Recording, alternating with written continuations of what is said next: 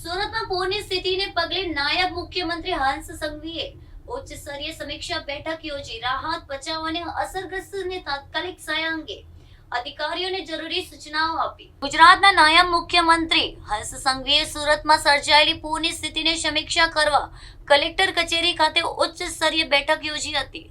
મોડી રાતે યોજાયેલી આ બેઠકમાં જિલ્લા વહીવટી તંત્રના અધિકારીઓ અને સંબંધિત વિભાગોના પ્રતિનિધિઓ હાજર રહ્યા હતા. બેઠક દરમિયાન પૂરગ્રસ્ત વિસ્તારોમાં ચાલી રહેલી રાહત અને બચાવ કામગીરીની સમીક્ષા કરવામાં આવી હતી.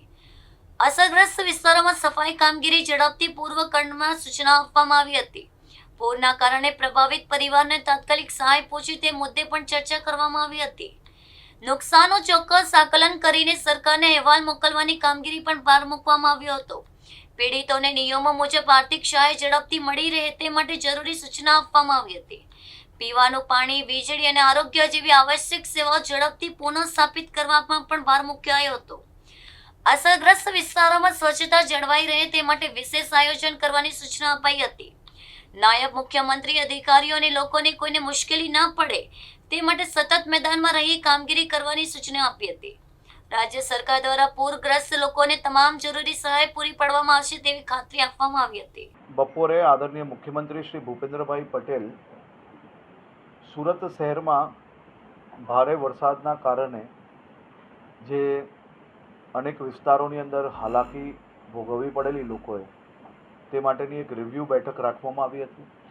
આદરણીય કેન્દ્રીય મંત્રી શ્રી સી.આર. પાટીલ સાહેબ બી સાથે જોડાયા હતા અને મિટિંગમાં નક્કી થયા પ્રમાણે આજે મોડી રાત સુધી આખા શહેરની અંદર એક જે સોસાયટીઓમાં જ્યાં પાણી ભરાયા હતા અને જે પરિવારજનોમાં ખાસ કરીને નુકસાની ભોગવવી પડી હતી એમનું સર્વેની કામગીરી જે કરવાની હતી તેમાં કુલ મળીને 9100 પરિવારની હાલ સુધી ડોર ટુ ડોર સર્વે થઈ ચૂક્યો છે, જેમાંથી 800થી વધારે પરિવારોને 6800 રૂપિયા પ્રમાણે ઘરવખરી અને કેશડોલ્સ આપી લેવામાં આવ્યું છે.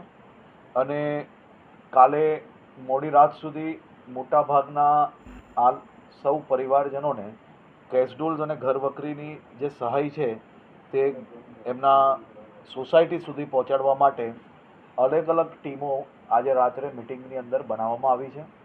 અને એ ટીમ દ્વારા સુરત શહેરના કોઈ બી વિસ્તારની અંદર હજી બી આજે સર્વે થયું છે એના સિવાય બી કોઈ સોસાયટી રહી ગઈ હશે તો તમામ ઝોનના જે અધિકારીઓને ઇન્ચાર્જ બનાવવામાં આવ્યા છે તેમને સૂચના આપવામાં આવી છે કે કોઈ બી સોસાયટીમાંથી ફોન આવે તો ત્યાં સીધી ટીમને મોકલીને સર્વે કરાવીને આ કામગીરી પૂર્ણ કરવાની છે.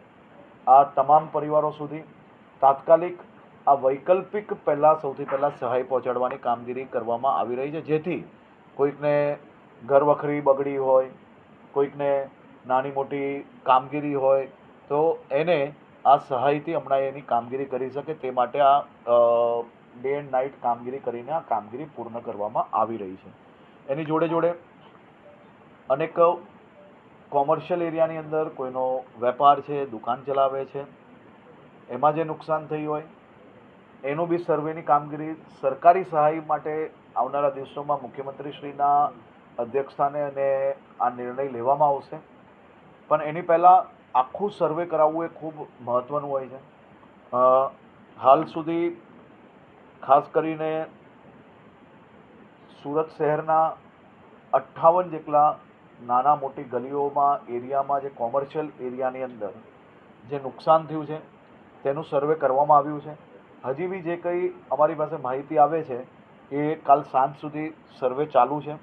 પછી બી કોઈ બી જગ્યા પર અગર એવું લાગતું હોય કે અમારું સર્વેમાં નથી આવ્યું, આ 2 દુકાન રહી ગઈ છે, તો એના માટે અહીંયા કલેક્ટર ઓફિસની અંદર એક ઇન્ચાર્જ જે બનાવ્યા છે તેમની ઓફિસમાં તે ટોલ ફ્રી નંબર પર માહિતી આપી શકે છે અને એને બી અંદર લેવામાં આવશે. હવે એ પોલિસી આવનારા દિવસોમાં જાહેર થશે ને એ પોલિસી જેવી જાહેર થાય એવી તાત્કાલિક એને મદદ પહોંચાડી શકે તે માટે આજથી જ આ બધું સર્વેની કામગીરી ચાલુ કરી લેવામાં આવી હતી.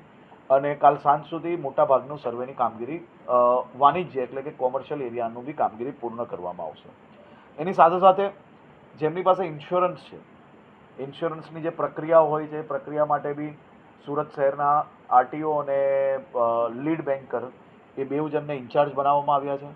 તે બેઉ અધિકારીઓ જે લોકો ઇન્સ્યોરન્સમાં એપ્લિકેશન કરશે તેની એપ્લિકેશન ઝડપથી પાસ થાય, કંપનીઓ એમને ખોટા ધક્કાઓ ના ખવડાવે તેના માટે ઇન્ચાર્જ બનાવવામાં આવ્યા છે.